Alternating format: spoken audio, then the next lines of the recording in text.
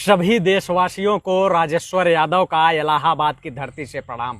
मेरे नौजवान साथियों, आप लोगों ने देखा होगा कि पूरे सोशल मीडिया पर इस समय एक चर्चित खबर चल रही है कि गुजरात के अंदर सुनीता यादव नाम की एक कांस्टेबल वहां के मंत्री को, जिसका कनकाड़ी नाम है, उसके बेटे को उसकी औकात बताने का काम किया।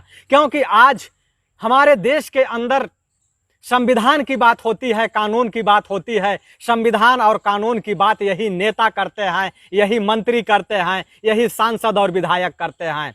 लेकिन जब खुद पर बात आती है तो ये कानून को ताक पर रख करके अपना काम करते हैं। और शासन प्रशासन यानी जो कानून का पालन करवाने वाले हमारे पुलिस होते हैं, प्रशासनिक अधिकारी होते हैं, उनके साथ गाली गलौज करते हैं, मारपीट करते हैं। और अगर यही कानून उनके लिए अगर कहीं रोड़ा बनता है तो उनके ट्रांसफर, उनके निलंबन की जो है धमकी देते हैं, गीदड़ भभकी दे करके अपना काम करवाने में सफल होते हैं। लेकिन आज हमारे देश के अंदर जहां एक संविधान और एक कानून होना चाहिए, वहीं अमीरों के लिए अलग कानून है और गरीबों के लिए अलग कानून है, मंत्रियों के लिए अलग कानून है, नेताओं के लिए अलग कानून है और आम जनता के लिए अलग कानून है। आज जितने भी आप देख लीजिए, चाहे थाना हो, चाहे चौकी हो, चाहे एसपी हो, चाहे डीएसपी हो, चाहे प्रशासनिक अधिकारी हो, जो भी होता है, अगर कहीं सांसद और मंत्री और विधायक पहुंचते हैं तो ये वही प्रशासनिक अधिकारी जो गरीबों पर हमेशा रोब झाड़ते हैं, यही लोग तलवा चाटने का काम इन मंत्री, सांसदों और विधायकों का करते हैं। लेकिन एक जाबाज बहादुर लड़की सुनीता यादव, जो कि गुजरात के अंदर जिस तरीके से एक मंत्री के बेटे के अंदर जो है हाथ डाल के उसका हलक निकालने का काम किया, कि आज पूरा राज घराने के लोग, पूरा नेता चमचे उनके नेताओं के जो है वो बिलबिला रहे हैं और वो जो है उसको तरह तरह का ट्रोल कर रहे हैं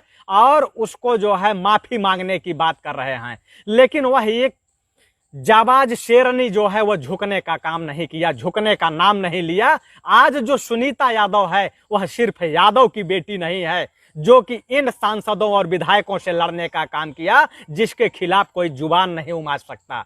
आज सुनीता यादव जो है इस देश के अंदर हर गरीब की बेटी है, हर मजदूर की बेटी है और 100 करोड़ उस शोषित वंचित समाज की बेटी है, जिसको ये सांसद और विधायक और मंत्री आपका वोट लेने के बाद अपने जूते तले आपकी विचारों को, आपकी उम्मीदों को जो है रौंदने का काम करते हैं। अगर उन पर जो है अपने जो है एक कानून के ताकत का एहसास, अपने ड्यूटी का एहसास अगर कराया तो वह जाबाज बेटी को नमन है।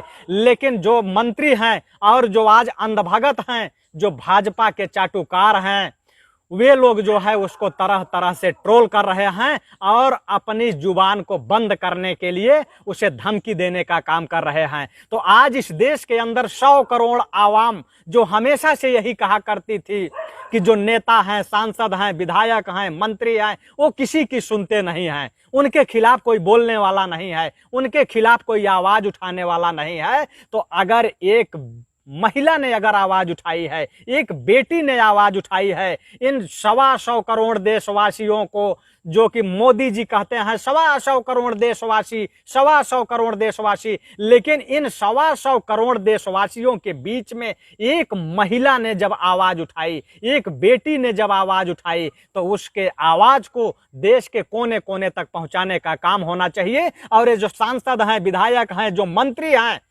ये जो रौब झाड़ते हैं, गाड़ियों में स्टिकर लगा लेते हैं, अगर एक व्यक्ति सांसद हो गया, एक व्यक्ति विधायक हो गया, एक व्यक्ति मंत्री हो गया, तो उसकी गाड़ी को लेकर के उसकी महिला, उसकी औरत तो घूमेगी, उसका बेटा अलग घूमेगा, उसकी बहू अलग घूमेगी, उसकी बेटी अलग घूमेगी, उसका दामाद अलग घूमेगा। यानी पूरी रिश्तेदारी के लोग जो है वीवीआईपी कल्चर में हो जाते हैं और हमेशा जो है प्रशासन पर रौब झाड़ने का काम करते हैं।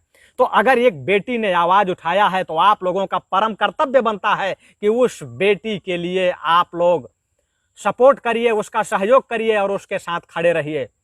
क्योंकि अगर आज आप जो है अगर उसकी आवाज नहीं बनेंगे, आज आप अगर उसके लिए नहीं खड़े होंगे, तो आने वाली पीढ़ी जो है आपकी या तो लूली पैदा होगी, लंगड़ी पैदा होगी, और या तो फिर गूंगी पैदा होगी और बहरी पैदा होगी। लेकिन आज इस देश के अंदर अगर संविधान की बात की है, कानून की बात की है, तो सुनीता यादव ने की है। और इसमें से कुछ लोग ये कहते हैं, तमाम अंधभगत हैं, वो कहते हैं कि अगर सुनीता यादव नहीं होती तो राजेश्वर यादव आवाज नहीं उठाता। तो राजेश्वर यादव कभी केवल यादवों के लिए नहीं, राजेश्वर यादव की जो आवाज होती है वह देश का हर गरीब इंसान के लिए होती है। वो चाहे रामजी मिश्रा रहे हों, और चाहे जो है बदायूं के अंदर बृजलाल मौर्य रहे हों, चाहे संजय निषाद रहे हों, चाहे नेहा निषाद रही हो, चाहे पुष्पेंद्र यादव रहे हों, चाहे पिंटू पाल रहे हों, और चाहे बबलू पटेल रहे हों, जब जब इनके साथ अन्याय हुआ, इनकी हत्या हुई, इनका शोषण हुआ, तब तब राजेश्वर यादव की आवाज उठी।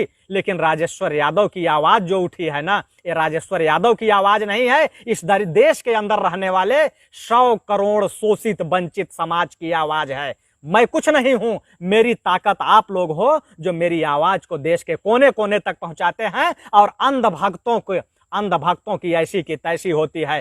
कई अंधभक्त कह रहे थे कि जिस सुनीता यादव को ये लोग जो है प्रोपोगंडा करके उसको जो है सिंघम बनाने का काम करते हैं, वह एक जाति की है, इसलिए इसको ऐसा किया जा रहा है। लेकिन मैं ये बता देना चाहता हूं इन लोगों को कि हम लोग जो है तुम्हारे जैसे चाटुकार नहीं हैं कि अपने निजी स्वार्थ के लिए अपनी बेटी को वीरांगना न पैदा करके चुम्मानंद के बिस्तर पे भेज देते हो तेल लगाने। ये तुम ही लोग हो। सेंगर के यहाँ नौकरी के लिए जब अपनी बेटी को भेजते हो, तो जब वो बलात्कार कर लेता है तो तुम चिल्लाते हो कि हमारी बेटी का बलात्कार हो गया। ये तुम हो सकते हो, हम नहीं हो सकते। तुम देख लो, तुम्हारी बहन बेटियां बाथरूम में जाके डब साबुन लगा के क्या गुल खिलाती हैं, ये देख लो। और वो कमा के लाती है तुम्हारे लिए, लेकिन हमारे यहाँ इसकी जो है जरूरत नहीं होती। वो अपना कर्तव्य निभाते हैं, चाहे सरहद हो, चाहे देश के अंदर हो, चाहे जहां हो।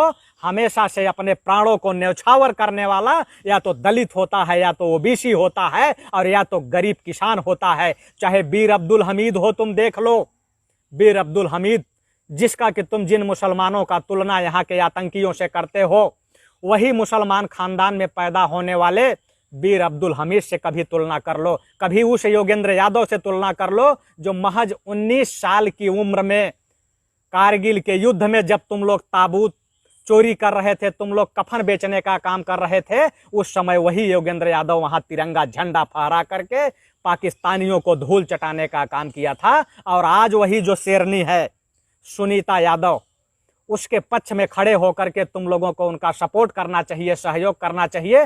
लेकिन तुम लोग क्या कर रहे हो, केवल एक जातीय टैग लगा करके उसे बदनाम करने की कोशिश कर रहे हो। लेकिन उसके साथ आज पूरा देश खड़ा है।